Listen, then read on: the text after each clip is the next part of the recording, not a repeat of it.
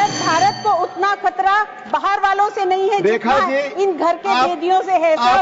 कांग्रेस हमेशा से देश को कमजोर करना चाहती रही और सरकार ही नहीं उनकी फौज को भी कमजोर करती रही। Please, thank you. माननीय गृह मंत्री जी।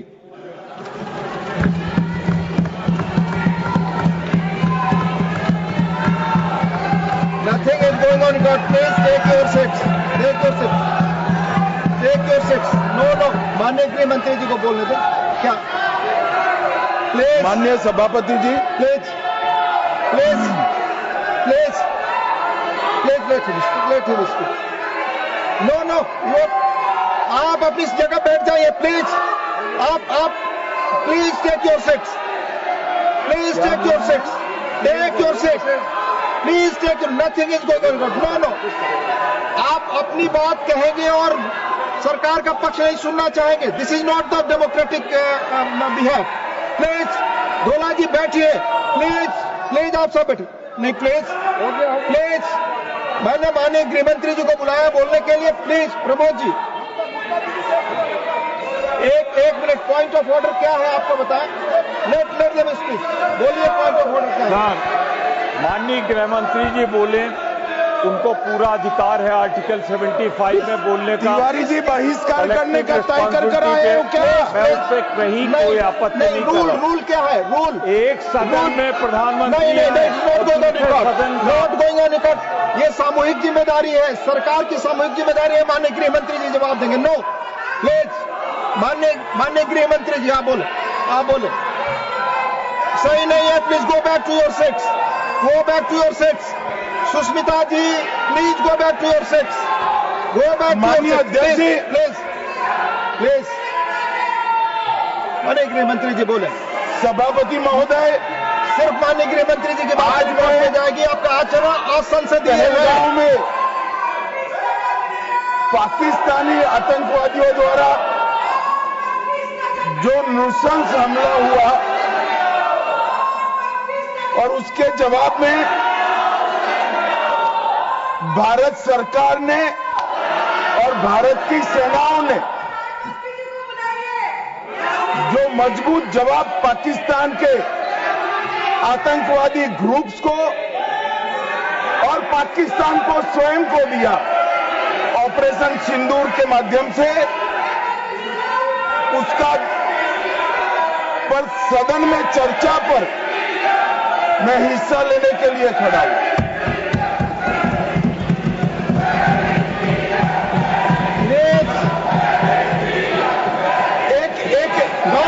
भाई एक मिनट सुनो। प्लीज मैं आपका जवाब देना चाहता हूं। अरे यार एक मिनट सुनो। आप अपनी जगह नहीं करा। प्लीज दिस इज माननीय अध्यक्ष पूछ रहे पीएम कहा है, इसका जवाब दे रहा हूं। एक मिनट सुनो भाई, आपकी जो डिमांड है उसी का जवाब दे रहा हूं। माननीय अध्यक्ष जी, पीएम साहब इनकी ऑफिस में ही है। उनको ज्यादा सुनने का शौक है क्या? भाई मेरे से निपट रहा है, काहे को प्रधानमंत्री जी को बुला रहे हो? और तकलीफ होगी। ये समझते नहीं है साहब।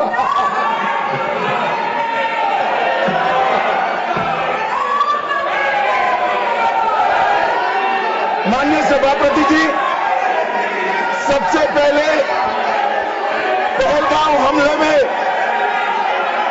हमारे देश के जो निर्दोष नागरिकों को धर्म पूछकर, चुन कर उनके परिवार के सामने मारा गया। मैं उन सभी दिवंगत नागरिकों के परिवार के साथ मेरी संवेदना व्यक्त करता हूं। जब ऑपरेशन सिंदूर के बाद पाकिस्तान ने गोलीबारी करी, वो गोलीबारी में कुछ नागरिक हताहत हुए। वो नागरिकों के परिवारजनों के प्रति भी मैं गहरी संवेदना व्यक्त करना चाहता हूं। माननीय अध्यक्ष जी,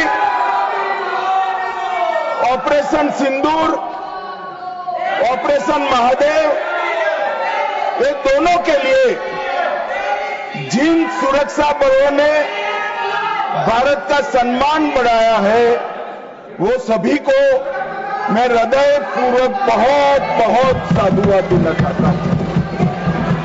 मैं सम्माननीय प्रधानमंत्री जी को भी बहुत बहुत अभिनंदन करना चाहता हूं कि इन्होंने देश की 140 करोड़ की जनता की जो इच्छा थी, उसका प्रतिघोष करते हुए सटीक जवाब देने की दृढ़ राजनीतिक इच्छा शक्ति बताई। इसके लिए मैं सम्माननीय प्रधानमंत्री जी को भी अभिनंदन करना चाहता हूं। मान्यवर, सबसे पहले मैं ऑपरेशन महादेव के बारे में बताना चाहता हूं।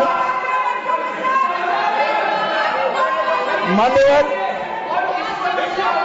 परसों ही प्लीज कश्मीर में प्लीज आपको माननीय नेता प्रतिपक्ष सबने सुना, ये सही आचरण नहीं है आप सबका। Please go back to your seats. No माननीय गृह मंत्री जी आप बोले। नहीं, खड़गे जी कुछ कहना चाहते हैं तो 1 मिनट के लिए बताने दीजिए। बताएं सर। आप सभी लोग अपनी सीट पर जाएं। माननीय एलओपी बोले please go back to your seat. Sir, go back to your seats. First go back to your seats. Mister Gokhale, mister Saket Gokhale, अपनी अपनी सीट पर जाइए। आप अपनी सीट पे नहीं है, please go back to your seat. Sir Manoj ji, please go back to your seat. Go back to your seats. Go back to your designated seats, then only available. Yes माननीय डिप्टी चेयरमैन साहब, मैं इसलिए खड़ा हूं, शक्ति सिंह जी, तो मैं do not disturb the house. सब सदन के मेंबर्स का ये पहले से ही डिमांड थी कि 16 घंटे चर्चा होने के बाद हमको इस सदन में प्रधानमंत्री आकर प्रकट होकर वो अपनी बातें रखेंगे और समाधान जो भी हमने सवाल उठाए हैं, बहुत से सवाल उनको संबंधित है। ये नहीं कि आप कैपेबल नहीं है रिप्लाई देने के लिए, ये नहीं कहता मैं। हम आपको निपटाएंगे, तुम हमारे को निपटाओ, हम खेल खेलेंगे। लेकिन जिस प्रधानमंत्री यहां रहते हुए भी अगर इस सदन में नहीं आते तो इस सदन का अपमान है। धन्यवाद। नो प्लीज नहीं, ये नहीं हो गया। तो इसीलिए आपकी बात सदन का अपमान करना, सदस्यों का अपमान करना ठीक नहीं है। माननीय गृह मंत्री जी, मैं अभी भाषण नहीं कर रहा हूं। माननीय अध्यक्ष जी, इनके मुद्दे का जवाब दे रहा हूं। अब सुनिए खड़गे साहब, प्लीज लिसन इन प्लीज। मैं आपको माननीय खड़गे जी, मैं आपको इन्फॉर्म करना चाहूंगा, बीएससी मीटिंग में मैंने ऑलरेडी एक्सप्लेन किया था आपके सदस्यों को कि सरकार की ओर से माननीय कोई मंत्री जवाब दे सकता, ये रूलिंग है, आप फोर्स नहीं कर सकते किसी को। प्लीज माननीय गृह मंत्री जी आप बोले। और मान्यवर खड़गे साहब उठा रहे हैं, ज्यादातर महत्वपूर्ण मुद्दों पर कांग्रेस पार्टी खड़गे साहब को बोलने नहीं देती है, पीछे से सारे को खड़े करती है और वो ये मुद्दा उठा रहे हैं।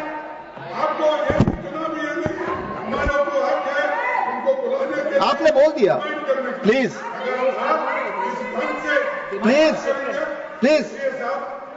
Let him speak. आपको मौका मिला, आपने बोला। पार्शल सर, आप जज का काम कर, लेकिन आप हर बात को टोकते रहते हो। नहीं, आपको मौका दिया, बोला। अगर ये हम क्या यहाँ खेलने आए क्या? आपने को मौका दिया, आपने बोला हमारे पास मैंने भी बताया कि मैंने मीटिंग में क्या स्पष्ट किया जो आपने बात की, प्रधानमंत्री की बात की, इधर आपका स्टेटमेंट इसका काउंटर में लाया हूं मैं। प्रधानमंत्री को यहाँ माने प्लीज मान्यवर, इसीलिए ये विपक्ष की मांग और स्टैंड दोनों उचित नहीं है, क्योंकि बिजनेस एडवाइजरी कमेटी में ये निर्णय लिया गया था, चर्चा आप जितनी चाहोगी करेंगे, जवाब कौन देगा वो सरकार तय करेगी माननीय प्रधानमंत्री की तरफ। मुझे मालूम है मान्यवर ये क्यों जा रहे हैं, मुझे मालूम है मान्यवर मुझे क्यों जा रहे हैं। वो इसलिए जा रहे हैं कि इतने सालों तक वोट बैंक प्रोटेक्ट करने के लिए, आतंकवाद को रोकने के लिए इन्होंने कुछ नहीं किया। ये डिबेटें सुनी ही नहीं सकते, ये जवाब है सुनिए।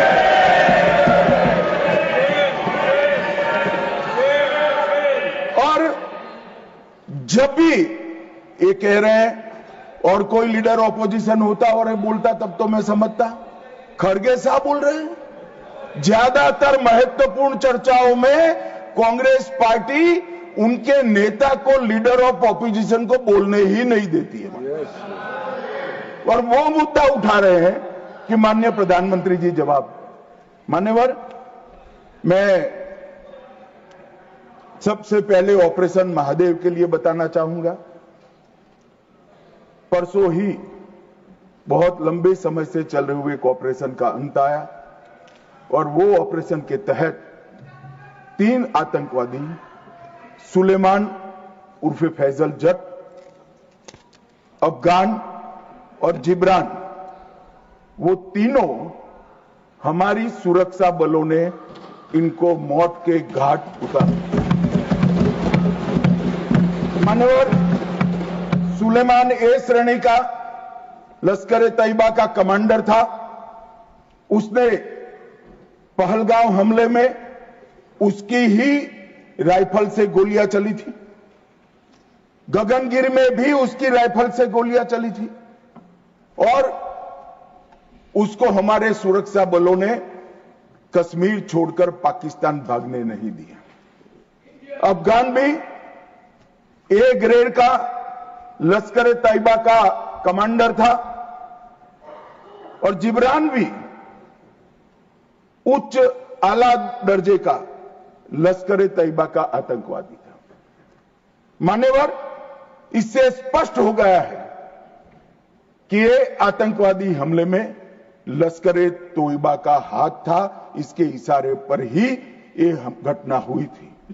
और साहब देखिए, प्रधानमंत्री जी ने सेना को जो हुक्म दिया ऑपरेशन सिंदूर में, मैं बाद में बताऊंगा, उसने लश्कर तैयबा के हेडक्वार्टर को छिन्न विछिन्न कर दिया।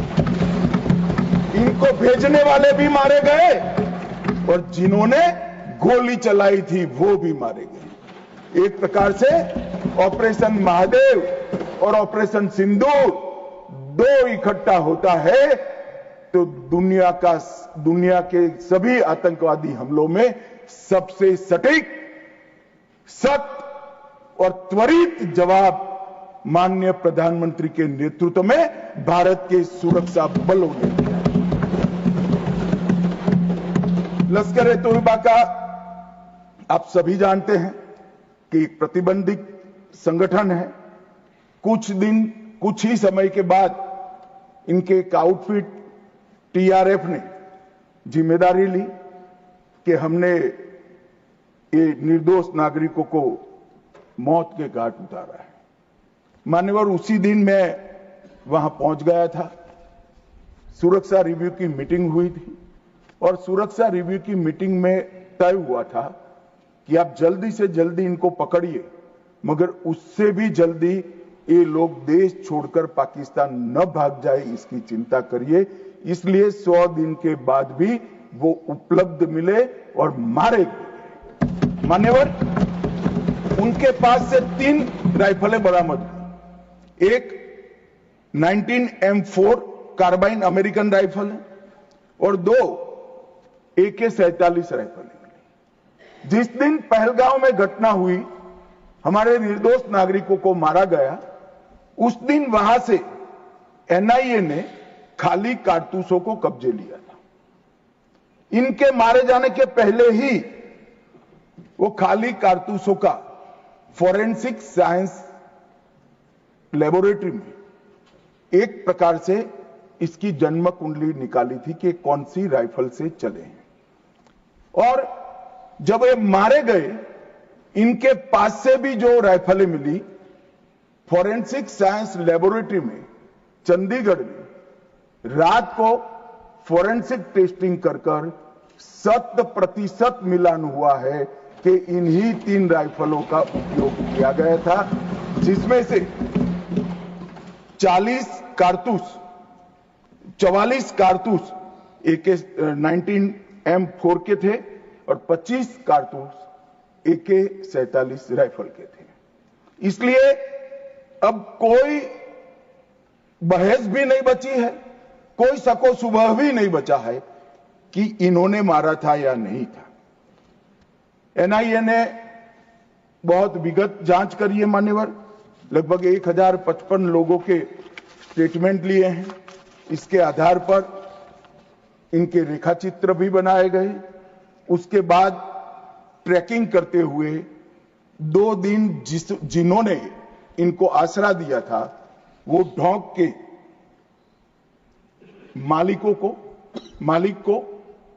मालिकों को और उनकी वृद्ध माता को भी पूछताछ करी थी। ये जो मृतदेह मिले आतंकवादियों के, उसका परिचय, उसकी शिनाख्त ये तीनों लोगों ने कर ली है। ये तीनों लोगों ने कहा है कि यही आतंकवादी है जो 21 तारीख को हमारे ढोंक में रुके थे और हमसे खाना लेकर गए थे। तो एक और सबूत हमारे पास आ चुका है। चेहरे का मिलान भी कैमरे के माध्यम से बहुत अच्छे तरीके से संतोषजनक रीत से हुआ है। और ये जो असफल ऑपरेशन हुआ मान्यवर, इसलिए मैं सेना, CRPF, Jammu Kashmir police, NIA के अधिकारी और FSL के विद्वान अधिकारियों को बहुत बहुत साधुवाद देना चाहता हूं। और ये जो ऑपरेशन चला मान्यवर, IB द्वारा 22 मई को, मतलब लगभग 1 माह बाद हमें सूचना मिल गई थी कि ये जगह पे टेररिस्ट लोकेट है। उसके बाद IB और मिलिट्री इंटेलिजेंस ने और शिनाख्त करी और लगभग 22 जुलाई को इनके लोरा सेट को ट्रैक करने का काम समाप्त हुआ। एग्जैक्ट पिन पॉइंटेड लोकेशन को आइडेंटिफाई किया गया और फिर एक मीटिंग 4 पैरा, CRPF और जम्मू कश्मीर पुलिस तीनों के अफसरों की हुई और स्ट्राइक किया गया। तीनों आतंकवादी मारे गए हैं। कोइंसिडेंट देखिए मान्यवर, देश भर से मुझे बहुत SMS आए थे, विशेषकर जो मारे गए थे उनके परिजनों का, इनके सर में गोली मारिएगा, जब भी मारे तब।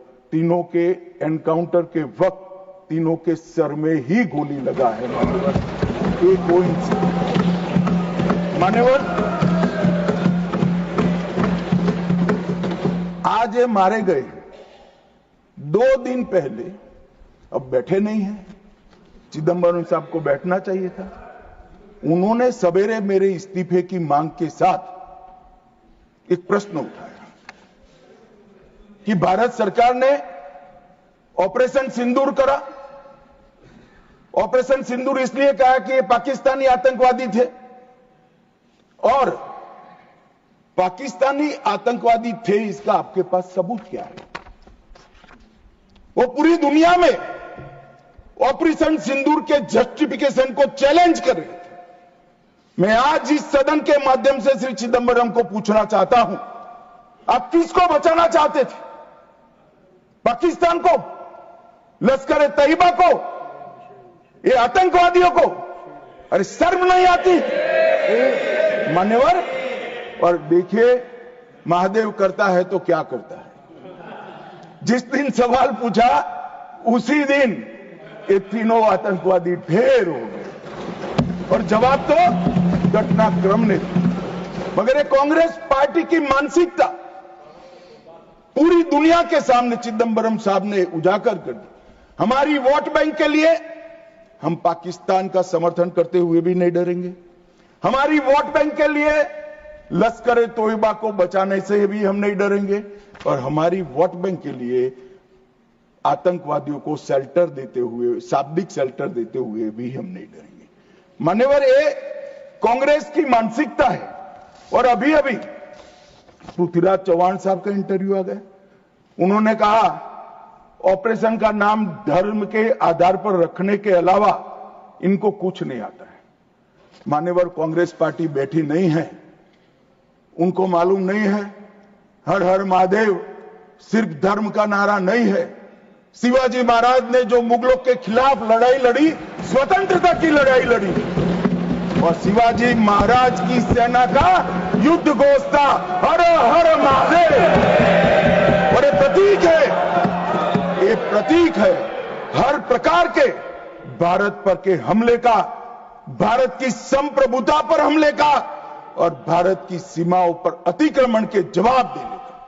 और मैं आज यहां से चौहान साहब को भी कहना चाहता हूं कि आप क्या नाम रखना चाहते थे, क्या नाम रखना चाहते, उसका जवाब दीजिए। मान्यवर, ये पूरी चीजों को हिंदू मुस्लिम के दृष्टि से देखते हैं। चौहान साहब का थ्योरी देखे तो आज हमारी सेना के कई सारे हमारी सेना के डिवीजनों का जो नारा है, युद्ध घोष है, कहीं प्रभु रामचंद्र की जय, कहीं जोश बोले सो निहाल सत श्री अकाल है, कहीं जाट बलवान जय भगवान है, क्या सियावर रामचंद्र की जय है, कहीं पर काली माता की जय है। ये सारे उद्घोष आप नहीं स्वीकारते हो, ये भाजपा ने रखे हुए नहीं है मान्यवर। ये हमारी सेना के जवानों से मन से निकलने वाला ये युद्ध घोष, इसको हिंदू मुस्लिम के दृष्टि से नहीं देखना चाहिए। और कोई कहता है कि आज ही क्यों मारे गए। अब देखिए साहब, भाई कितना जिंदा रखना चाहते हैं। मैं भी पूछता हूं आज क्यों मारे गए, मैं तो दूसरी सेकंड मार देना चाहता था, मगर इतना सरल नहीं है। जिन ऊंचाइयों पर ये छुपे हैं, जिस प्रकार की निर्जन जगहों पे 22 दिन तक सीआरपीएफ सेना और जम्मू कश्मीर की पुलिस ड्रोन से भेजे हुए खाना खाकर इतनी कठिन परिस्थिति में इनका पीछा कर कर मारा है और आप मुहूर्त पूछ रहे हो क्योंकि क्यों नहीं मानना है आज? क्योंकि आज राहुल गांधी का भाषण था। इस तरह से नहीं चलता है मान्यवर।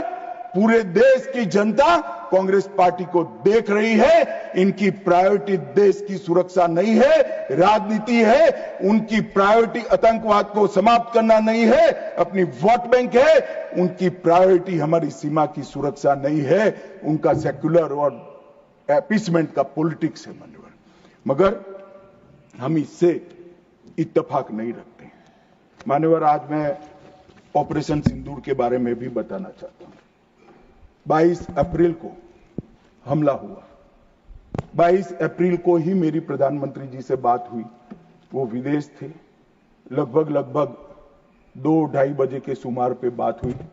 मैं शाम होने से पहले ही श्रीनगर पहुंच गया था। दूसरे दिन सुबह सुरक्षा बैठक उसी रात को कर दूसरे दिन सुबह जहां मृतदेह थे वहां जाकर उनको श्रद्धांजलि देने के लिए गया। मान्यवर, वो मेरे जीवन का ऐसा दिन है जो मैं कभी नहीं भूल सकता। एक 6 दिन की शादी, एक बच्ची ने जिसकी शादी को 6 दिन हुए हैं, वो विधवा होकर हमें पूछती थी कब इसका बदला लिया जाएगा। मान्यवर, सब लोग शुद्ध थे, ना पानी पिया था, ना चाय पी थी, ना पीने की स्थिति थी। मैं मेरे जीवन में वो दृश्य नहीं भूल। आज भी वो दृश्य आ जाता है तो नींद से खड़ा हो जाए, इस प्रकार की वेदना होती है मान्यवर। ऐसा जघन्य अपराध कभी नहीं हुआ। धर्म के नाम पर पूछकर चुन चुन कर इनके परिजनों के सामने मरे, छोटी बच्चियां, छोटे बच्चे, वृद्ध मां, उनकी पत्नियां, उनकी बहनें, इस सब के सामने मारा गया। और क्यों मारा गया? क्योंकि वो संदेश देना चाहते थे कि टेररिज्म से मुक्त हम कश्मीर को नहीं होने। मैं आज इस सदन से उनको संदेश देना चाहता हूं, जितना हो सके उतना प्रयास करना। कश्मीर आतंकवाद से मुक्त होकर रहेगा और होकर रहेगा। ये नरेंद्र मोदी का संकल्प।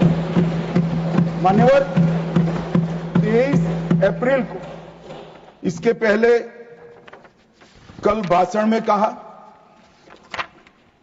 वहां पर आज भी बोले, मैं बैठा था, कि 24 अप्रैल को मोदी जी चुनावी सभा करने गए थे।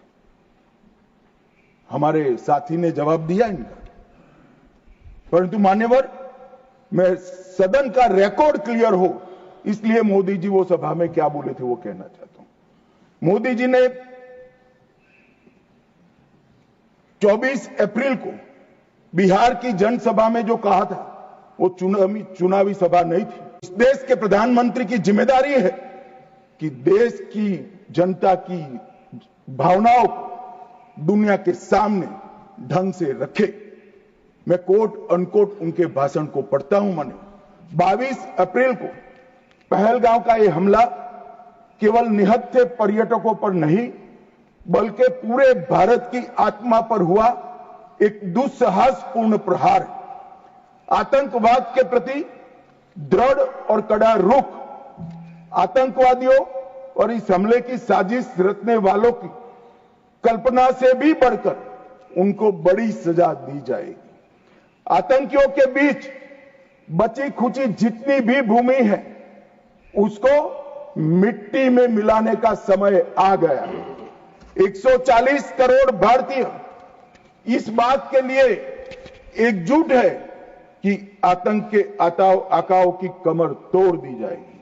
भारत हर एक आतंकवादी और उनकी समर्थकों की पहचान करेगा, उनका पता लगाएगा, उनको दंडित करेगा। आतंकवाद कभी भी भारत की आत्मा को तोड़ नहीं पाएगा। न्याय सुनिश्चित करने के हर प्रयास किए जाएंगे। और आज मैं मोदी जी को बहुत बहुत साधुवाद देता हूं उनकी दूरदर्शी। उनका बोला हुआ एक एक शब्द आज सच हुआ है।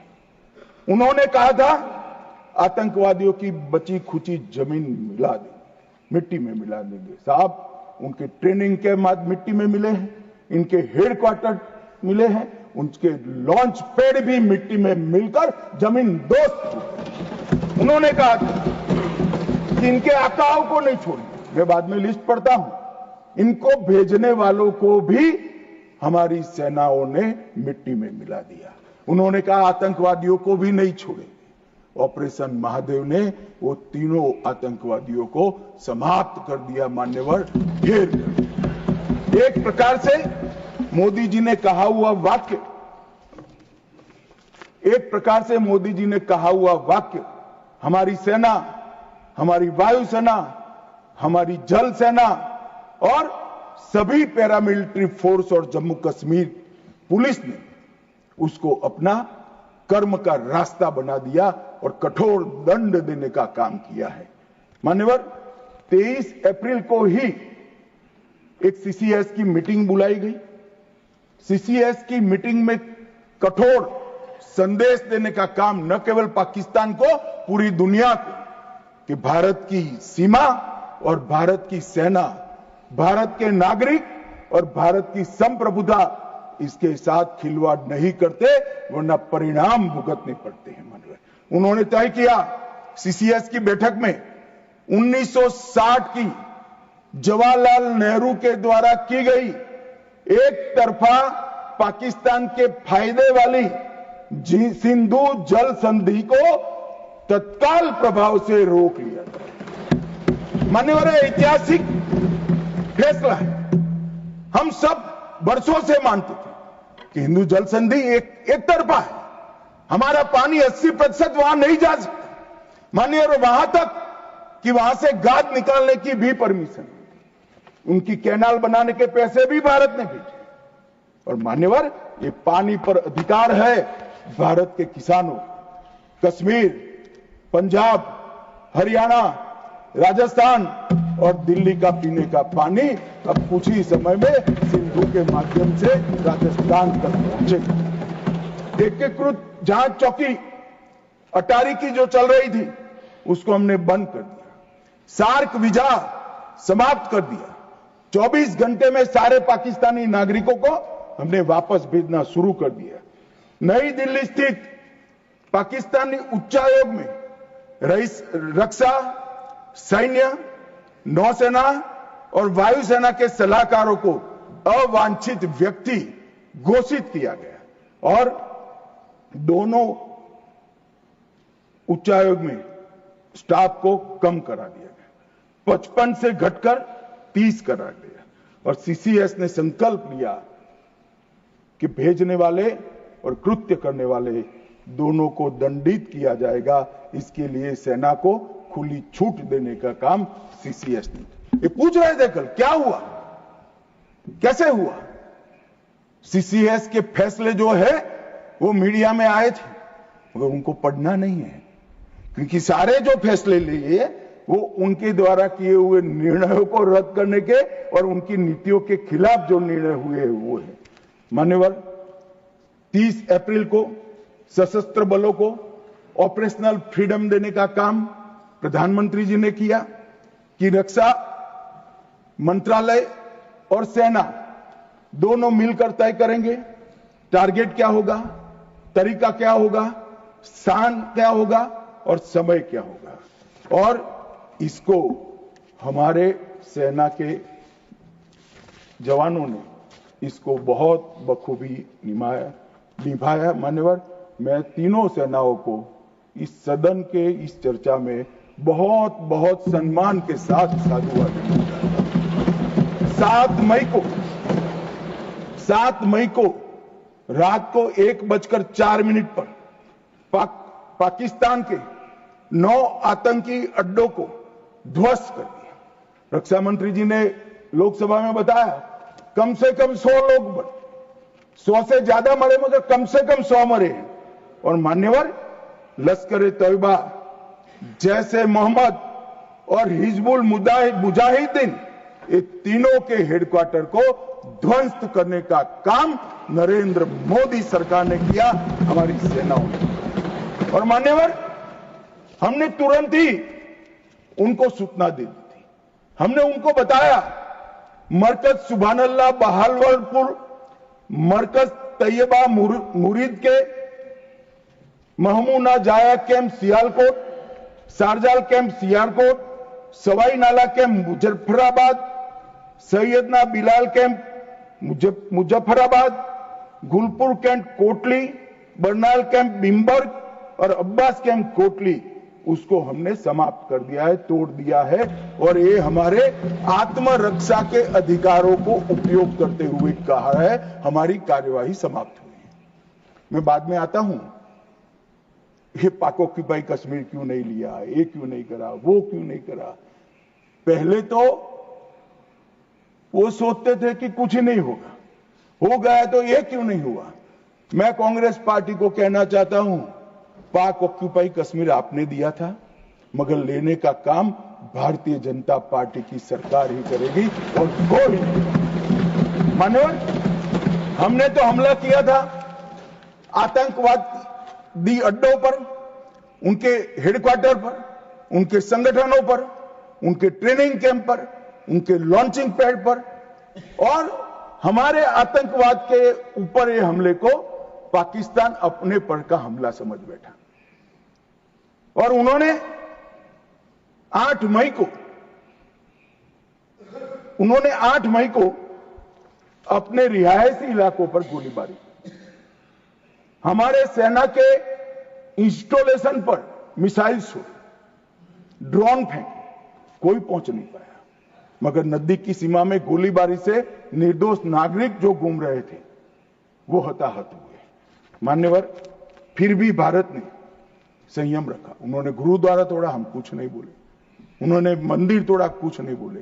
भारत ने तय कर लिया कि हम इसका जवाब उनकी रक्षा की क्षमता को क्षीण करने के लिए, कम करने के लिए करें। और इसलिए 9 मई को भारत की सेना ने 11 एयरबेस को ध्वस्त कर दिया, इनके डिफेंस इंस्टॉलेशन और एयरबेस।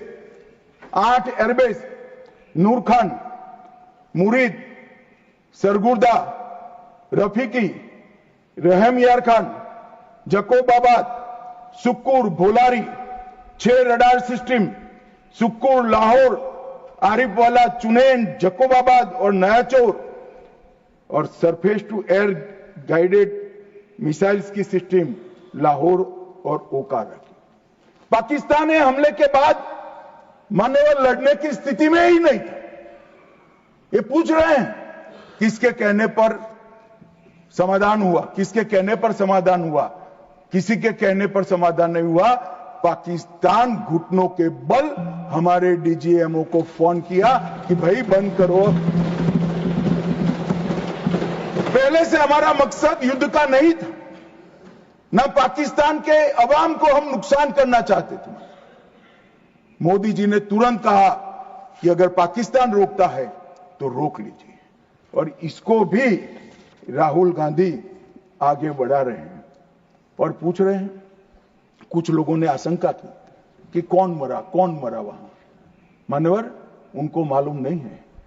उनके समय में जो जघन्य आपराधिक घटनाएं हुई थी, आतंकवादी घटनाएं हुई थी, वो घटना को घटाने वाले आतंकवादी हमें पूछते थे। मुझे तो कई लोगों ने पूछा कि भाई 90 दिन हुए क्या हुआ, 95 दिन हुए क्या हुआ, रोज 5 फोन आते थे।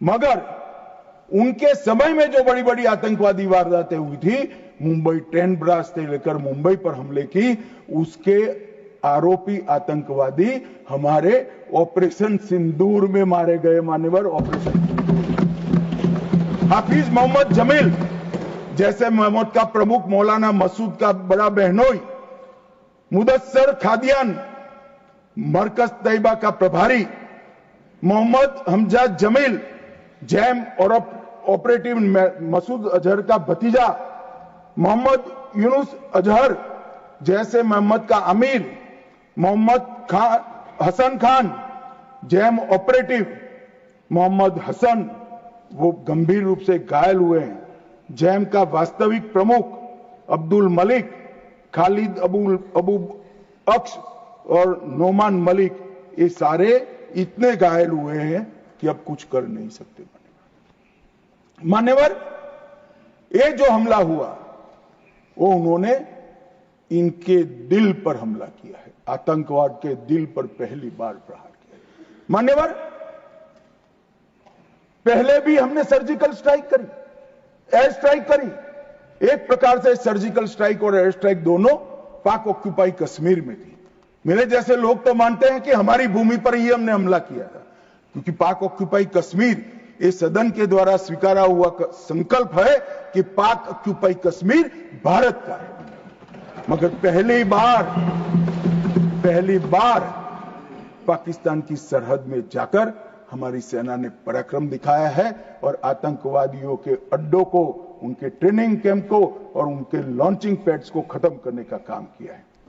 मान्यवर, चिदंबरम साहब कल भाषण में बोले कि ये नहीं कहा जा सकता कि ऑपरेशन सिंदूर निर्णायक था। चिदंबरम साहब यहां है नहीं, मगर मैं उनको जवाब देना जरूर चाहता हूं कि चिदंबरम साहब, अगर 65 की लड़ाई निर्णायक थी क्या, तो फिर टेररिज्म क्यों फैला? 71 की लड़ाई निर्णायक थी क्या, तो टेररिज्म क्यों फैला? और अनेक बार जो कार्यवाही हुई वो निर्णायक थी क्या? मान्यवर, जब तक दुश्मन या तो डर नहीं जाता या सुधर नहीं जाता, कभी निर्णायक अंत नहीं आएगा। मान्यवर, इतने सालों तक उनको डराने की, दंडित करने की कोई प्रक्रिया ही नहीं हुई। क्यों डरेंगे वो? हम तो डोजियर पर डोजियर भेजते रहे, कभी उनको जवाब नहीं दिया। नरेंद्र मोदी ने जवाब दिया मान्यवर सर्जिकल स्ट्राइक करी, एयर स्ट्राइक करी और ऑपरेशन सिंदूर, खौफ पैदा हो गया है। मुझे मालूम नहीं, मेरे पास सूचना नहीं, रात को भी जग जाते होंगे, स्वप्न में हमारी मिसाइल से दिखाई पड़ती होगी। ये डर से ही शांति होती है, ये सुधरने वाले लोग नहीं है मान्यवर। मगर चिदंबरम साहब कहते हैं कि आतंकी पाकिस्तान से आए थे, इसका सबूत क्या है? चिदंबरम साहब, सबूत तो हमारी एजेंसियों ने ढूंढ लिया। अब आप क्या बोले थे, इस पर क्या बोलना चाहते हैं? मान्यवर, इनके चिदंबरम जी के कार्यकाल में ही अफजल गुरी की फांसी जब तक वो गृह मंत्री नहीं गए नहीं हुई। मान्यवर, बंबई का हमला, बंबई के हमले के बाद आज ये दिग्विजय सिंह चले गए हैं, उन्होंने कहा है तो आरएसएस ने कराया था। मान्यवर, ये क्या बोल रहे हैं? किसके लिए बोल रहे हैं? किसको बचा रहे हैं? क्या कहना चाहते हैं? और हिंदू टेरर का सगुफा किसने छोड़ा? मैं आज दुनिया के सामने, देश की जनता के सामने गर्व से कहता हूं कि हिंदू कभी टेररिस्ट नहीं हो सकता। हम कभी टेररिस्ट नहीं हो सकते। क्या कहना चाहते हैं? फर्जी टाइप के केस बनाए, एक भी केस अदालत में नहीं टिका। देशभक्त संगठनों पर आरोप लगाए आपने, सिर्फ आपकी छिछोरी राजनीति के लिए, क्षुल्लक फायदे के लिए। और फिर क्या कर लिया? फिर भी हार गए। हारे तो ना। और अब हर रोज कह रहे हैं कि आप हमेशा है नहीं, आप हमेशा नहीं रहेंगे, आप हमेशा का तो मुझे मालूम नहीं साहब। मैं 61 का हुआ हूं, 14 से 30 साल तक भारतीय जनता पार्टी की ही सरकार रहने वाली है। मैं चिदंबरम साहब को कहना चाहता हूं, आप वोट डाल दो, भारतीय जनता पार्टी की सरकार में जीने 30 साल तक भारतीय जनता पार्टी की सरकार रहेगी। मान्यवर, मैं 2015 में बोला था हमारी उड़ीसा कार्यकारिणी में, भुवनेश्वर कार्यकारिणी में। अब ये 5 साल गिन लो तो 15 तो हो ही गए और 15 भी हो जाएंगे। मान्यवर, भारतीय सेना के लिए कभी भी इन्होंने तैयारियां नहीं की। चीन के कई जवानों ने चीन की लड़ाई के बाद लिखा, हमारे पास बंदूक छोड़िए, कारतूस छोड़िए, नमक, चीनी और माचिस भी उपलब्ध नहीं थी। घनघोर ठंड में पहनने के लिए हमारे लिए ठंड के कपड़े भी नहीं थे। मान्यवर, आज वही सेना ब्रह्मोस से लैस है, आकाश उनके मिसाइलों को तोड़ देता है मान्यवर। और पाकिस्तान की पूरी एयर डिफेंस सिस्टम हमारी सेना आधे घंटे में उसको मलबे में बदल कर रख देती है मान्यवर। ये नरेंद्र मोदी के शासन में, मोदी जी के शासन में 11 साल में परिवर्तन, गोली नहीं बना पाते थे। मैं बाद में बताता हूं, लाखों करोड़ों का सामान हम बना रहे हैं, विदेश में भेज रहे हैं, एक्सपोर्ट कर रहे हैं। हमारी सेना का काफी सारा कई सारी चीजें हमने ब्लैकलिस्ट कर दी, इंपोर्ट नहीं कर सकते। और R&D के लिए एक बहुत बड़ा इकोसिस्टम बनाने का काम देश के प्रधानमंत्री नरेंद्र मोदी ने किया है। सेना और पूरे देश को मोदी जी की ये पहल पर, आत्मनिर्भर भारत के गर्व पर और हमारे सेना के जवानों का हथियार उनको ऐसा देना चाहिए, इस बात की चिंता पर देश और सेना मोदी जी पर गर्व कर सकती है।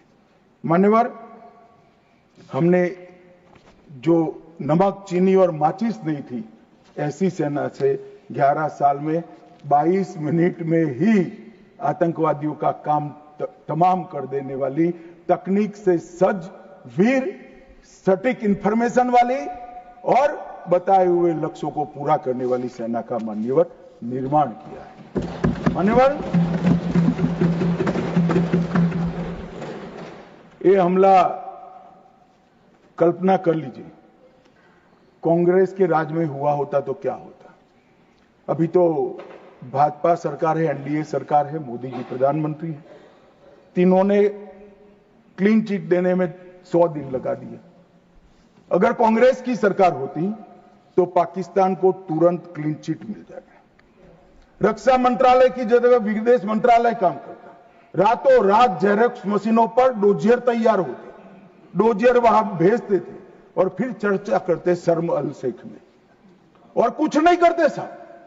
और ये हमें सवाल पूछ रहे, कोई अधिकार नहीं है कांग्रेस पार्टी को, भारतीय जनता पार्टी को आतंकवाद के बारे में सवाल पूछने का। मान्यवर, इस देश के अंदर आतंकवाद फैला, पनपा, बढ़ा, तो इसका एकमात्र कारण कांग्रेस की सरकारों की लचर और तुष्टीकरण से युक्त वोट बैंक की राजनीति रही है। मान्यवर, और आज हमारा सौभाग्य है कि एक ऐसा नेतृत्व है जो ब्रह्मोस मिसाइल्स भेजता है, डोजियर नहीं भेजता है। मान्यवर, और नेतृत्व सम्मानीय मान्यवर, ये संघर्ष विराम के लिए भी कई सारे कह रहे हैं। मैंने कल सुना रहा, पीओके क्यों नहीं लेंगे, इतना उछल उछल कर बोलते थे।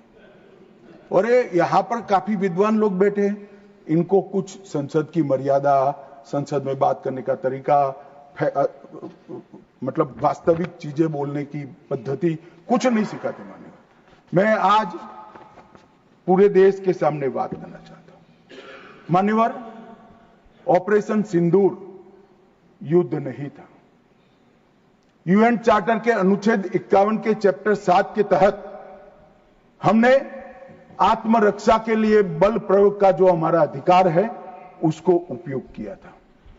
22 अप्रैल को पहलगाम में आतंकवादियों ने जो हमला किया, हमारे निहत्थे नागरिकों को मारा, और इसके जवाब में आतंकवादियों की पूरी इकोसिस्टम तोड़ने का हमारा अधिकार है, जो विश्व के सभी देशों ने हमारे अधिकारों को स्वीकारा है। वो अधिकार का हमने उपयोग किया था। और जब पाकिस्तान ने ही कहा कि हमें संघर्ष नहीं करना है, तब हमने इसको स्वीकारा। और कहते थे, मैं बाद में बताऊंगा मान्यवर, वो हमें कहने लगे कि भाई क्यों करा, ये ले लेते, वो ले लेते।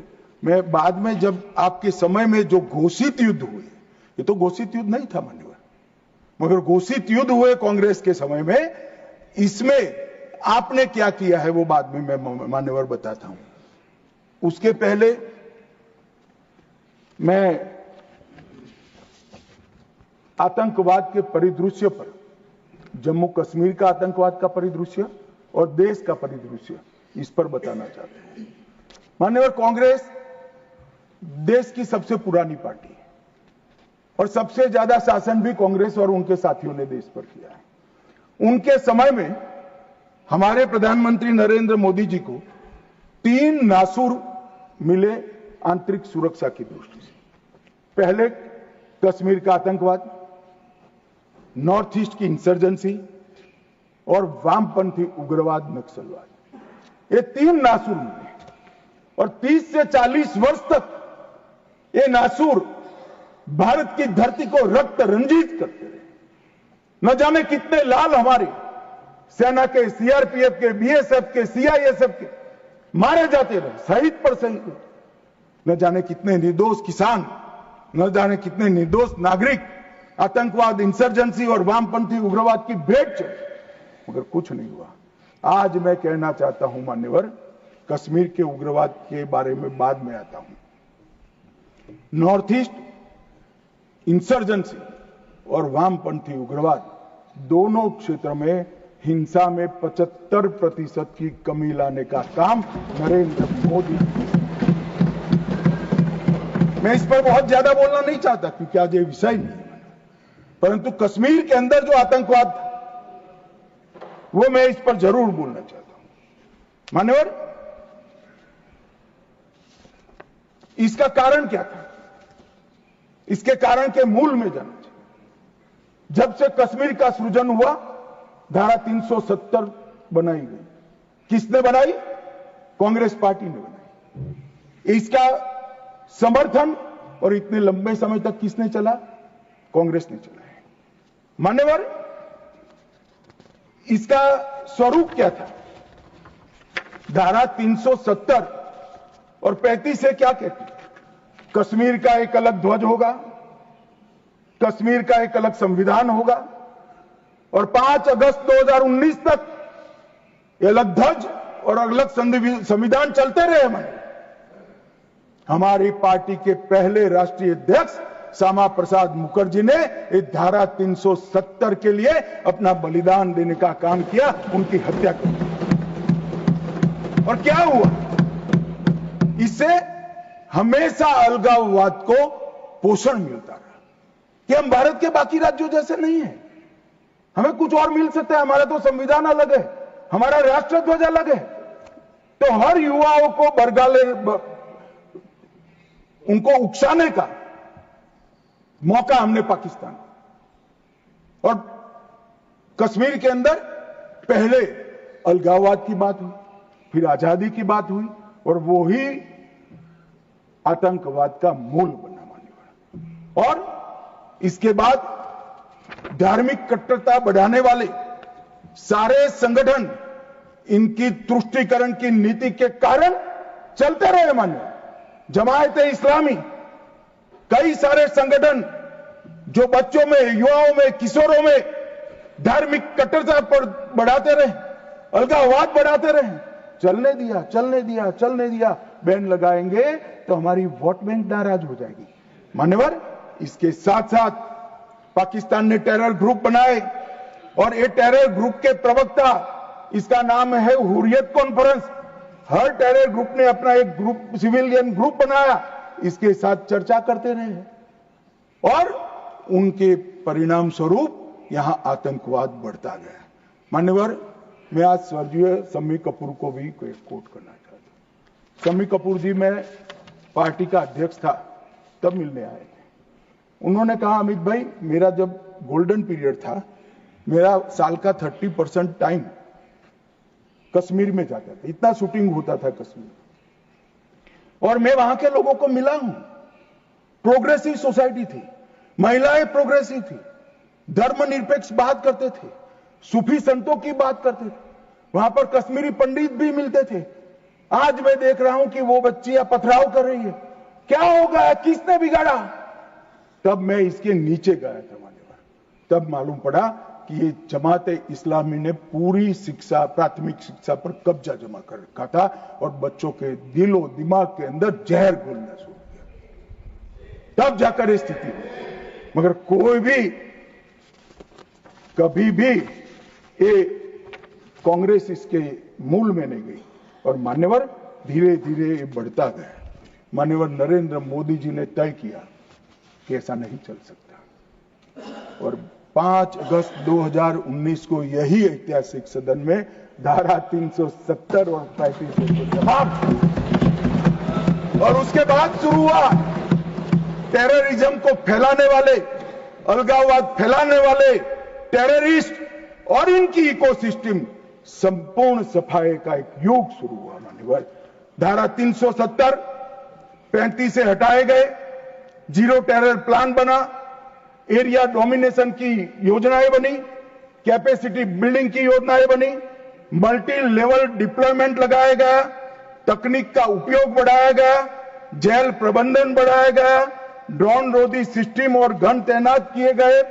मान्यवर हम सब ने देखा, देश की जनता ने देखा, कई आतंकवादी मारे गए, 10-10 हजार के जनाजे निकलते। मान्यवर हमने कठोर निर्णय लिया, आतंक में लिप्त किसी भी व्यक्ति का जनाजा नहीं निकलेगा, जहां मरेंगे वही दफना दिया।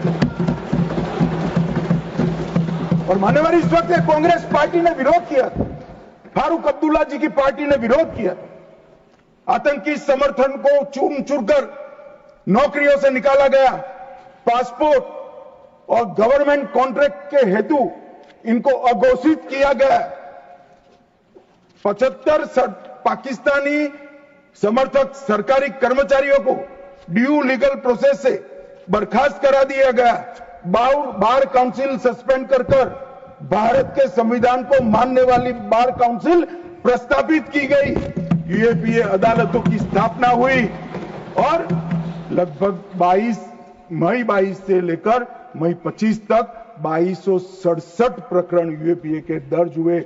इनकी पूरी टेरर फाइनेंस की इकोसिस्टम को ध्वंस किया। एनआईए और ईडी ने बहुत अच्छी कार्रवाई की। कई एसओपी बनाई गई और 347 संपत्तियों को जब्त कर दिया गया। एक और जमाते इस्लामी और ऐसे संगठनों को हमने बंद करने का काम किया और दूसरी ओर मान्यवर इनकी इकोसिस्टम को भी हमने समाप्त कर दिया। मैं आज इस सदन के रिकॉर्ड के लिए बैन किए हुए संगठनों का लिस्ट पढ़ना चाहता हूं। द रेजिस्टेंस फ्रंट टीआरएफ जिसने घटना करी थी, People's anti fascist front, Tehreek ul Mujahideen, Jamaat ul Mujahideen, Jammu Kashmir Ghaznavi force, Khalistan tiger force, हिब्ज ul Tahrir, Jamaat Islami, Jammu Kashmir liberation front, Jammu Kashmir democratic freedom party, Muslim League Jammu Kashmir, Tehreek Hurriyat, Muslim conference सुमजी group, Jammu Kashmir national front, Jammu Kashmir people front league, Jammu Kashmir peoples league, Jammu Kashmir Ittehad Musalman Awami action committee और इसके साथ साथ सिख फॉर जस्टिस और पीएफआई को भी हमने बैन कर दिया। और मान्यवर परिणाम क्या हुआ? परिणाम ये हुआ 2010 में 10 से 15 की एवरेज ऑर्गेनाइज टाउन पिल्टिंग, हमने भी दृश्य देखे हुए जो समय कपूर ने चिंता की थी। छोटी छोटी बच्चियां पथराव करती थी। 2564 सालाना होते थे। 2564 पथराव की घटना हुई थी। 2024 के बाद एक भी घटना नहीं हुई। ऑर्गेनाइज हड़ताल जिसका वो लोग ऐलान करते थे, पाकिस्तान के बैठे हुए हुर्रियत के आका सालाना 132 दिन घाटी बंद रखते थे। 3 साल से एक भी हड़ताल का ऐलान नहीं हुआ है, हिम्मत नहीं है। टाउन पेल्टिंग में नागरिकों की मृत्यु, 112 नागरिक मारे जाते थे, अब 0 मारे जाते हैं।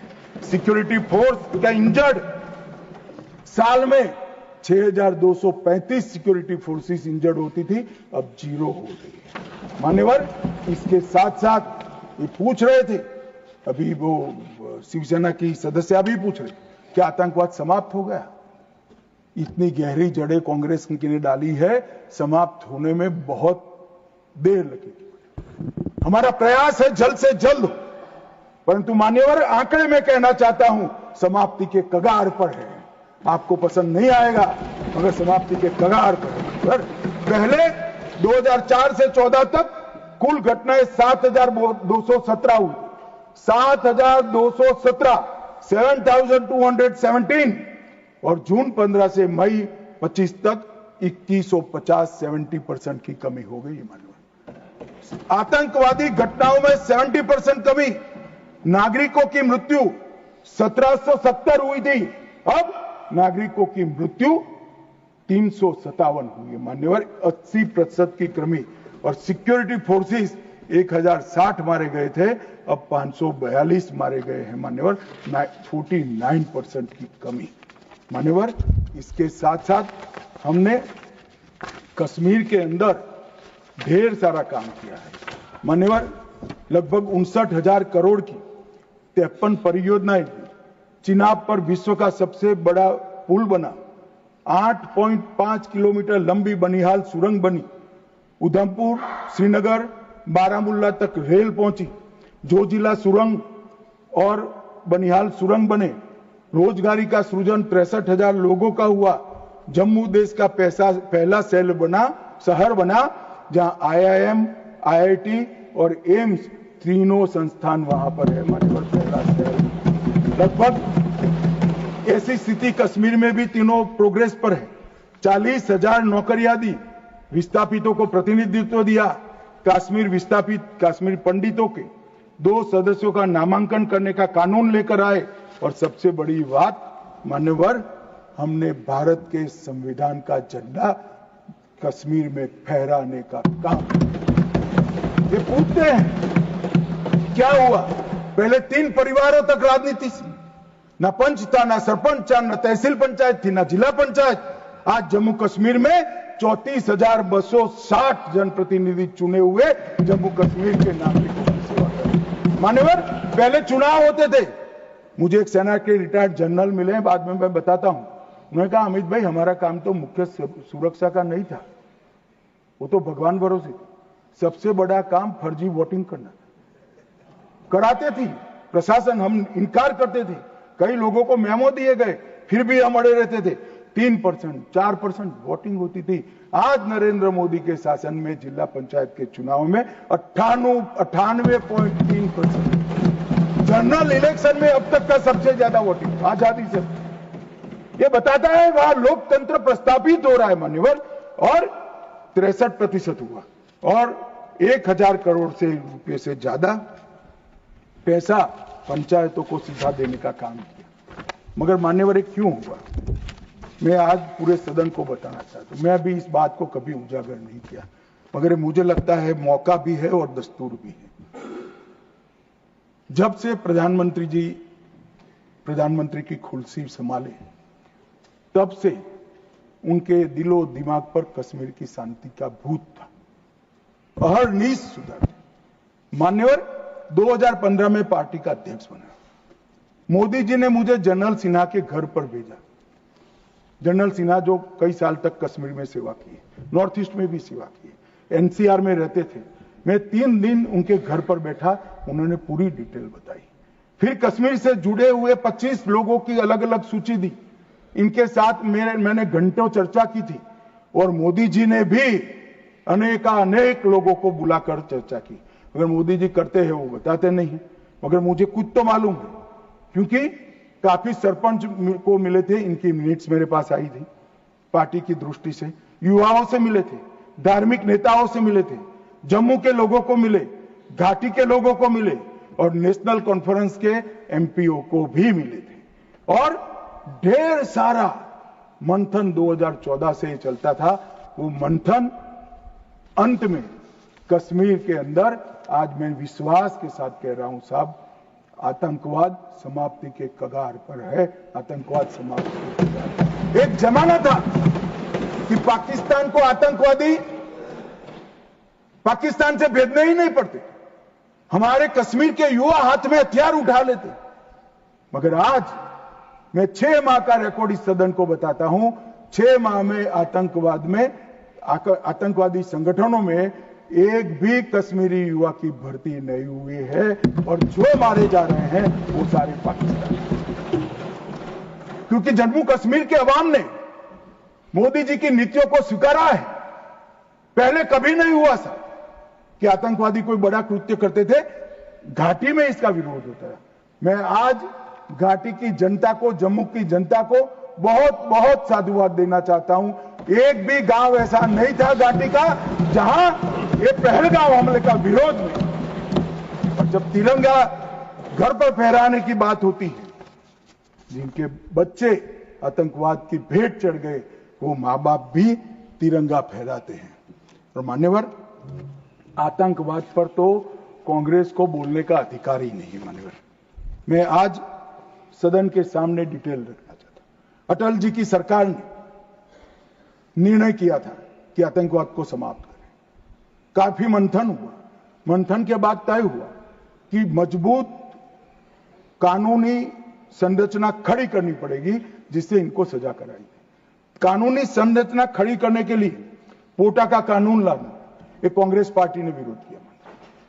मैं आज वो है नहीं, मगर पूछना चाहता हूं, पोटा का कानून का विरोध किसको बचाने के लिए किया था?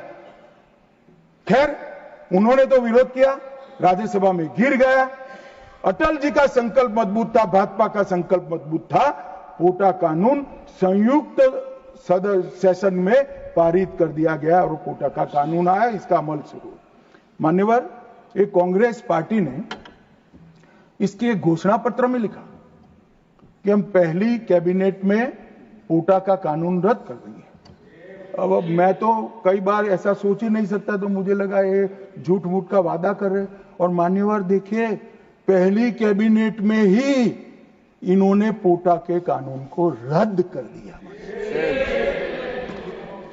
और ये कांग्रेस टेररिस्ट की बात करी, टेररिज्म की बात करी।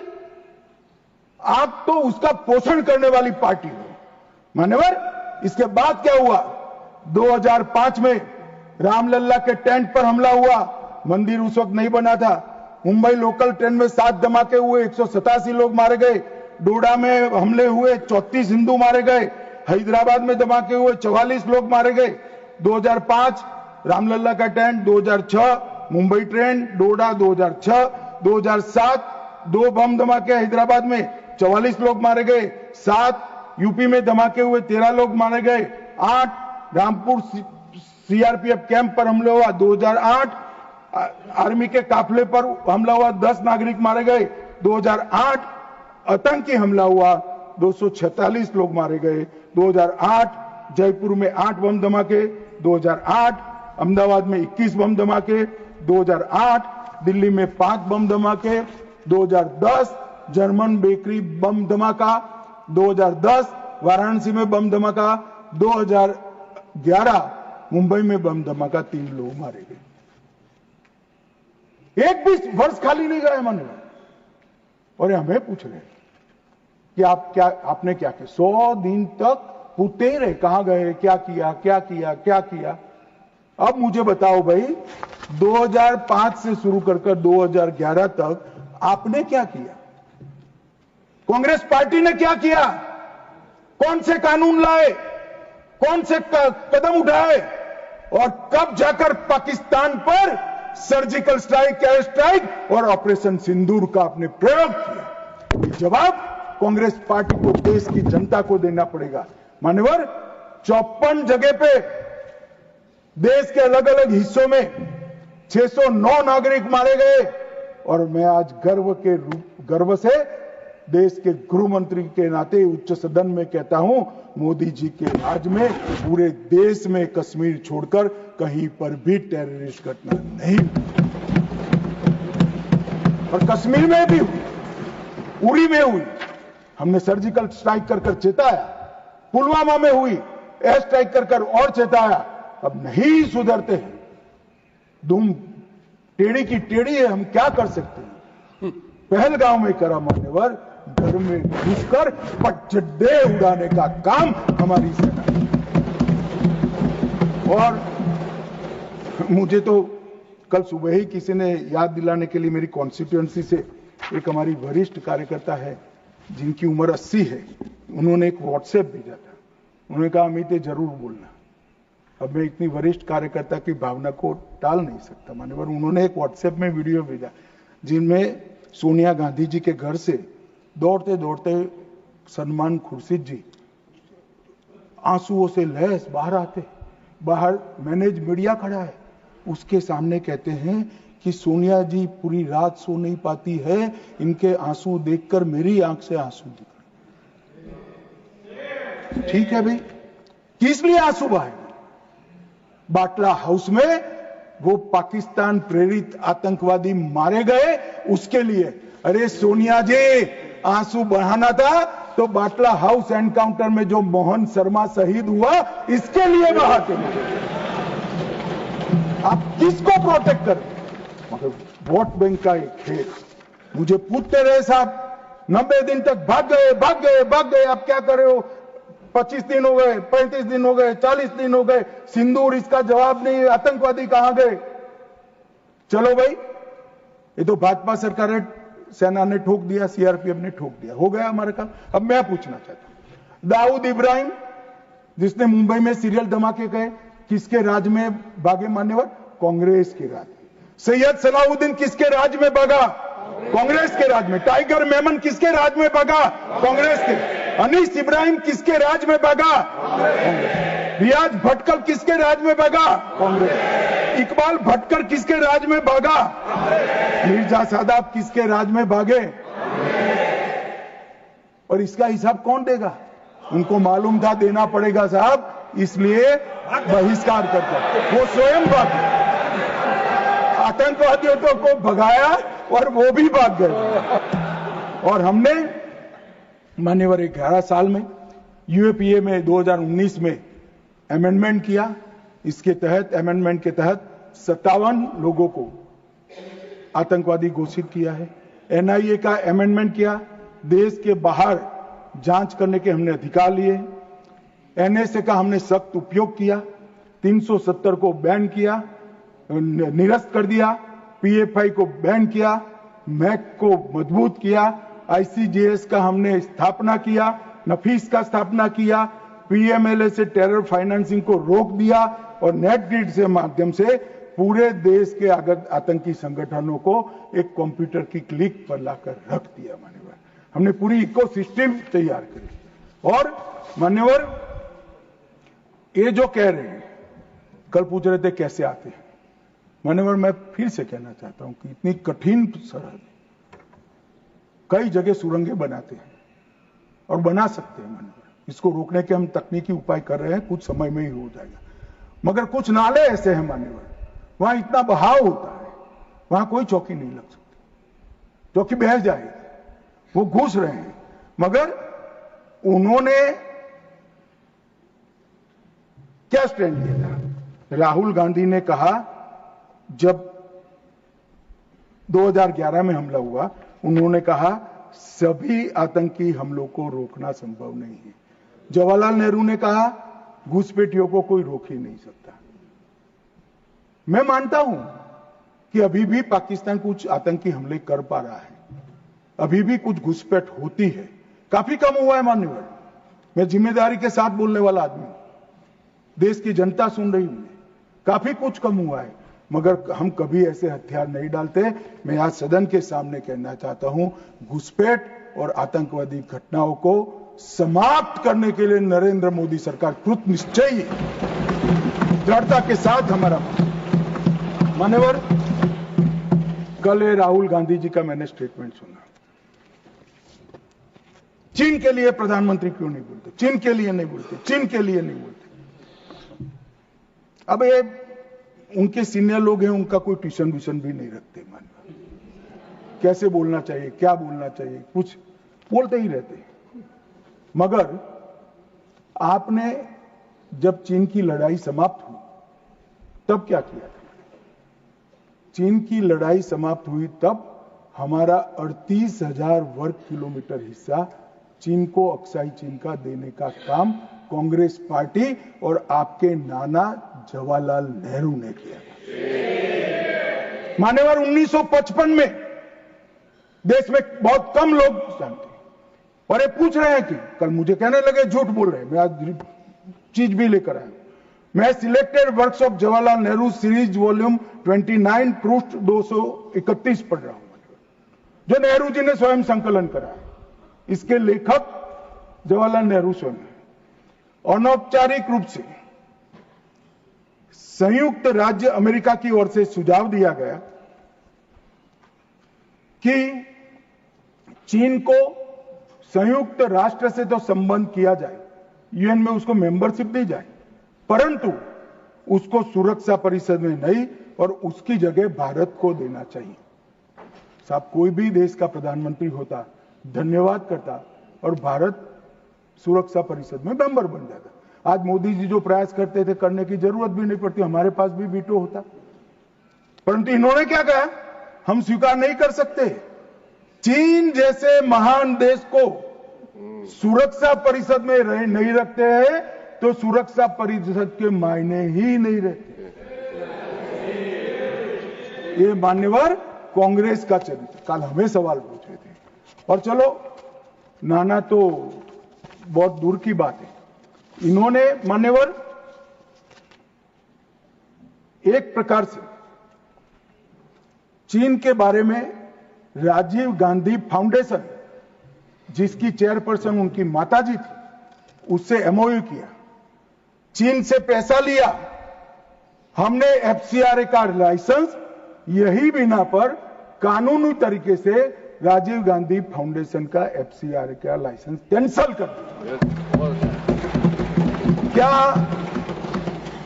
राहुल गांधी देश की जनता को एक प्रेस कॉन्फ्रेंस करके बता सकते हैं कि चीन के साथ क्या एमओयू हुआ था?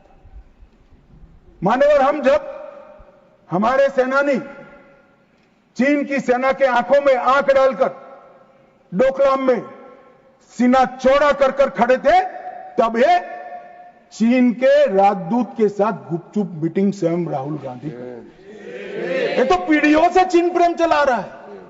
हिंदी चीनी भाई भाई से शुरू हुआ, सोनिया गांधी के राजीव गांधी फाउंडेशन से गुजरता हुआ चीन के राजदूत की मीटिंग तक आया मान्यवर, और ये हमें कह रहे हैं कि आपने चीन का नाम नहीं दिया। अरे भाई, जब देना है तब देंगे। और हमारे विदेश मंत्री ने बहुत मजबूती के साथ इसका जवाब दिया। हर चीज प्रधानमंत्री को बोलने की जरूरत नहीं है, मगर आप देश की जनता को बताओ जरा, क्या एमओयू हुआ था, कितना पैसा लिया गया, चीन के राजदूत के साथ युद्ध की स्थिति में कैसे बात कर सकते हो? और आप प्रतिपक्ष के नेता हो, और 30,000 स्क्वायर किलोमीटर भूमि चली गई, और साहब इरिस्पॉन्सिबिलिटी देखे, कहते हैं वहां घास का तिनका भी नहीं उगता। अब नेहरू जी का सर मेरे जैसा था साहब, तो हमारे महावीर त्यागी थे, उन्होंने कहा कि साहब आपके सर पर भी एक बाल नहीं है, क्या इसको चीन बेच दे? क्या रिस्पॉन्सिबिलिटी है, कितने इरिस्पॉन्सिबल जवाब हो। और अभी संधि की बात करें मान्यवर, मैं 71 के युद्ध में हमारा विजय हुआ, इंदिरा जी प्रधानमंत्री थी, बहुत अच्छा काम हुआ, विजय हुआ। 93,000 पाकिस्तान के सैनिक युद्धबंदी थे। 93,000 पाकिस्तानी सैनिकों को शिमला समझौते में लौटा दिया। पाक ऑक्यूपाई कश्मीर नहीं मांगा। अगर उस वक्त इंदिरा गांधी, इस देश की दिवंगत प्रधानमंत्री जी, पाक ऑक्यूपाई कश्मीर लिखवा लेती, तो आज आतंकवाद देश में आ ही नहीं सकता था मान्यवर, पाक ऑक्यूपाई कश्मीर भी आ जाता मान्यवर। इसके साथ साथ हमारा 15,000 वर्ग किलोमीटर क्षेत्र हमारे कब्जे में था पाकिस्तान, वो भी दे दिया। पाकिस्तान के 93,000 युद्धबंदियों को दे दिया, हमारे सिर्फ 54 पकड़े गए थे, वो वापिस नहीं आए। आज भी इनके परिवारजन उनकी राह देख रहे। मान्यवर, क्या संवेदनशीलता है, क्या समझौता किया आपने? और साहब, जनरल मानेकशॉ, जिनको 71 युद्ध का आर्किटेक्ट कहा जाता है, उन्होंने एक इंटरव्यू में कहा था, जनरल मानेकशॉ के इंटरव्यू में कहते हैं, शिमला में भुट्टो ने भारत के नेतृत्व को मूर्ख बनाया। वो इंटरव्यू अंग्रेजी में, इसलिए मैं कोट अनकोट पढ़ा था। I told her, into bracket उन्होंने छापा है Indira Gandhi, that I told her that he, into bracket Bhutto, I told her that he has made monkey out of you. और ये हमें पूछ रहे संधि क्या? हमने तो युद्ध ही घोषित नहीं करा था, संधि की सिद्ध की भी। हमारा एक लिमिटेड एग्रेशन था, टेररिज्म पर हमारा हमला था, और हमारे आत्मरक्षा के अधिकार का उपयोग करते हुए, और हमें पूछ रहे हैं। चिंता मत करो राहुल गांधी, पाक ऑक्यूपाई कश्मीर की चिंता है ना, भारतीय जनता पार्टी ही ला देगी पाक ऑक्यूपाई। आप नहीं ला पाए, कांग्रेस पार्टी नहीं ला पाई, हमें लाए। और मान्यवर, पाक ऑक्यूपाई कश्मीर छोड़िए, पाकिस्तान की रचना ही कांग्रेस पार्टी ने की थी। मैं कम से कम इतना तो जिम्मेदारी के साथ कह सकता, मैं उस वक्त निर्णायक स्थिति में होता तो भारत माता के टुकड़े कभी सिग्नेचर नहीं करता। उम्र हो गई थी, जल्दी थी, प्रधानमंत्री बनना था, देश के टुकड़े टुकड़े कर दिए, आज तक देश पछता रहा है। मान्यवर, आतंकवाद के मुद्दों पर अंतर्राष्ट्रीय मंचों में हमारी देश की फजीहत कर, मुंबई अटैक के बाद शर्म अल शेख सम्मेलन हुआ, जिसको पूरी दुनिया की डिप्लोमेसी में बलूचिस्तान ब्लंडर के नाम से जानते हैं। उसमें प्रस्ताव किया कि दोनों देश आतंकवाद के शिकार हैं। अब भला दुनिया में कोई पाकिस्तान को आतंकवाद का शिकार कह सकता है क्या? लोग हमारे मरे हैं, जवान हमारे मरे हैं, और आपने उनको पाकिस्तान को सर्टिफिकेट दे दिया मान्यवर। और भारत पाकिस्तान के आधिकारिक बयान में भी बलूचिस्तान का जिक्र किया, इनका आंतरिक मामला था। हमारा कोई लेन देन नहीं है बलूचिस्तान में जो घटनाएं हो रही, मनमोहन सिंह स्वीकार कर आए। और उसके बाद में उन्होंने कहा कि टेरर की घटना और वार्ता उसके बीच में कोई रिलेशनशिप नहीं। भगवान भला करे, देश की जनता का नरेंद्र मोदी को प्रधानमंत्री बनाया, वो चीज को नरेंद्र मोदी ने समाप्त कर दी। जब तक टेररिज्म नहीं रुकता है, वार्ता नहीं हो सकती। मान्यवर, आज ये लोग जो बोल रहे हैं, विदेश नीति पर सवाल उठा रहे हैं, मैं उनको कहना चाहता हूं कि मोदी जी को G20 कई सारे देशों को मिला है। राजीव गांधी फाउंडेशन में एक स्टडी करा दो, हर देश में हुआ G20 और भारत में हुआ G20। हर देश की राजधानी में जाता है। मोदी जी G20 को हर राज्य में ले गए। हमारी संस्कृति, हमारी क्षमताएं, हमारा पावर, हमारा लोकतंत्र पूरी दुनिया के सामने रखने का काम नरेंद्र मोदी ने किया और पूरी दुनिया स्वीकार कर रही है कि पूरे अब तक के G20 सम्मेलन में सबसे सफल G20 सम्मेलन है। और मान्यवर, इसीलिए पूरी दुनिया में कई सारे राष्ट्राध्यक्ष है। मान्यवर, किसी भी देश के राष्ट्राध्यक्ष को 27 देशों का सर्वोच्च नागरिक सम्मान और ये विदेश नीति की बात है। 27 देश अपने सर्वोच्च नागरिक सम्मान से नरेंद्र मोदी को सम्मानित करते हैं। भाई साहब, ये सम्मान नरेंद्र मोदी जी का नहीं है, भारत के प्रधानमंत्री का है, भारत की 140 मोदी जी ने देश को सम्मान दिला है, देश की 140 करोड़ जनता को गौरवान्वित किया है। तो मोदी जी का नेतृत्व जो है, भावुक नहीं है। भावुक नेतृत्व होता है, वो रोने भी लगता है, कई बार शकम भी हो जाता है। मोदी जी का नेतृत्व संवेदनशील भी है, निर्णायक भी है और दृढ़ भी है। मैंने देखा है कोरोना 370 ऑपरेशन सिंदूर, ये सारा छोड़ दो। कोरोना में मैंने देखा है इससे बड़ी आफत इस सहस्त्राब्दी में भारत पर नहीं आई। अड़ीग होकर अपने रास्ते पर चलते रहे और जब कोरोना समाप्त हुआ, पूरी दुनिया ने कहा सबसे अच्छा प्रबंधन भारत ने किया। और उसका कारण जब ढूंढा गया, मैं भी स्टडी करने वाले कुछ लोगों को मिला था मान्यवर, जब कारण पूछा गया, स्टडी किया गया, तो सबने कहा कि पूरे विश्व में कोरोना के सामने सरकारें लड़ती थी, हमारे यहाँ प्रधानमंत्री, भारत सरकार, राज्य सरकार और 140 करोड़ लोग एक साथ कोरोना के सामने लड़ते थे। मजाक उड़ाते, घंटी बजाने से कोरोना चला जाएगा, दिया जलाने से चला जाएगा, कर्फ्यू करने से अपने आप चला जाएगा। उनको मालूम नहीं था, जनता के मन में जागरूकता लाते थे। और जब, मुझे तो ठीक याद है, मोदी जी ने टीम गठित की टीका बनाने के लिए, तब जयराम रमेश जी, नाम मत लीजिए, रिकॉर्ड पर मत लीजिएगा, तब कांग्रेस वाले इनका मजाक करते थे कि भारत टीका बना लेगा। मान्यवर, सबसे पहले टीका बनाने वाले देशों में भारत है और इसी के कारण हम बचे थे।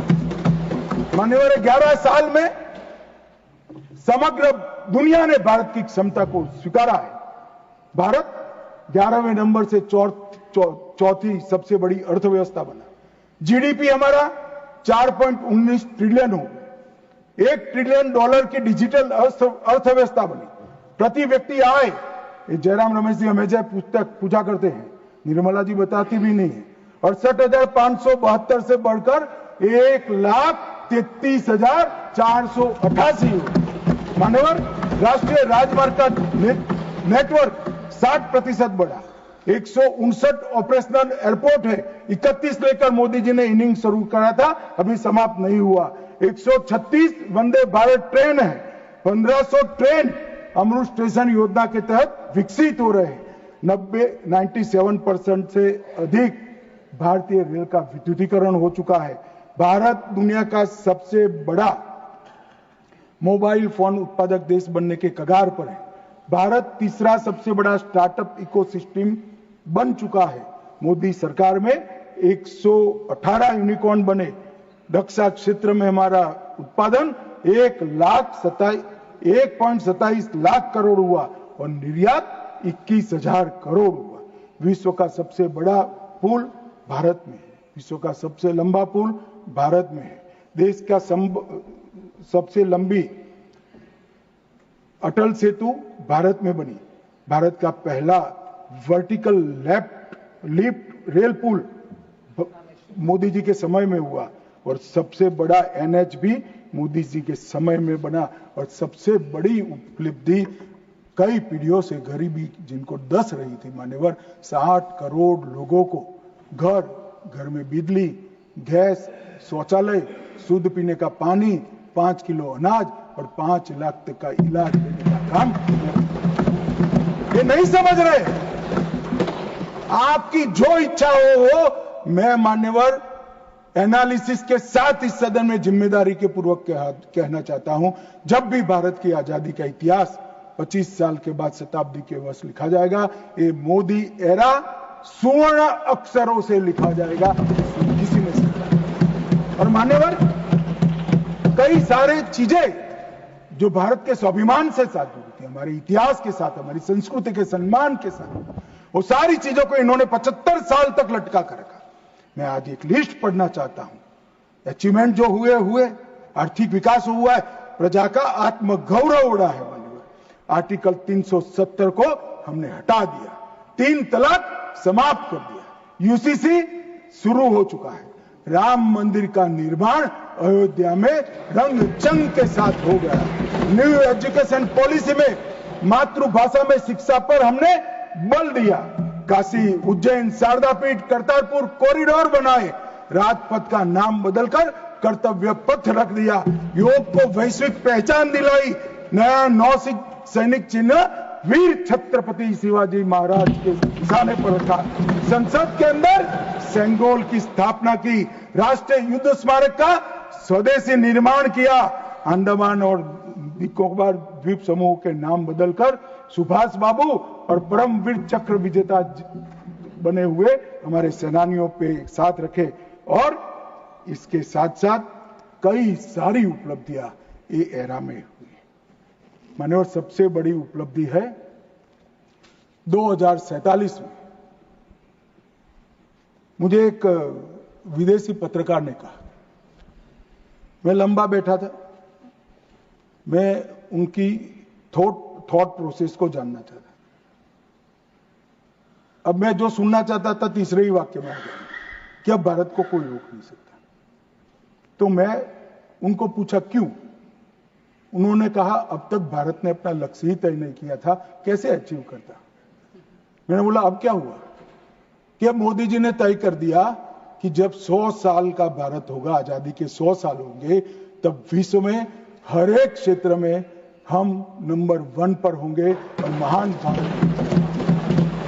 और मान्यवर मुझे मालूम है मोदी जी का ये भाषण, मोदी जी का संदेश आज 140 करोड़ भारतीयों का संकल्प बना हुआ है और मुझे विश्वास है 140 करोड़ भारतीयों पर और हमारे युवाओं पर। शायद हम में से काफी लोग 2047 में नहीं होंगे, परंतु 2047 में जो भी भारतीय होंगे वो देखेंगे कि विश्व में भारत नंबर 1 बन चुका है। मान्यवर भारत को नंबर 1 बनना है तो हमारी बाहरी सुरक्षा और आंतरिक सुरक्षा बहुत महत्वपूर्ण है। ऑपरेशन सिंदूर की चर्चा में मैं देश की जनता को कहना चाहता हूं, युद्ध होता है तो हमला वहां पर से भी होता है, यहां से पर से एक भी हमला ऐसा नहीं जाएगा जिसका जवाब दिया नहीं जाएगा और आतंकवाद को हम समाप्त कर रहेंगे। 31/3/26 को नक्सलवाद समाप्त हो जाएगा, इसमें किसी को शंका नहीं। अंत में जिन सदस्यों ने इसमें हिस्सा लिया है, बहुत सम्मान के साथ उनका धन्यवाद कर और फिर से एक बार ऑपरेशन महादेव में जिन्होंने हिस्सा लिया है वो सभी को पूरे सदन की ओर से और व्यक्तिगत मेरे रूप से बहुत बहुत साधुवाद देता हूं।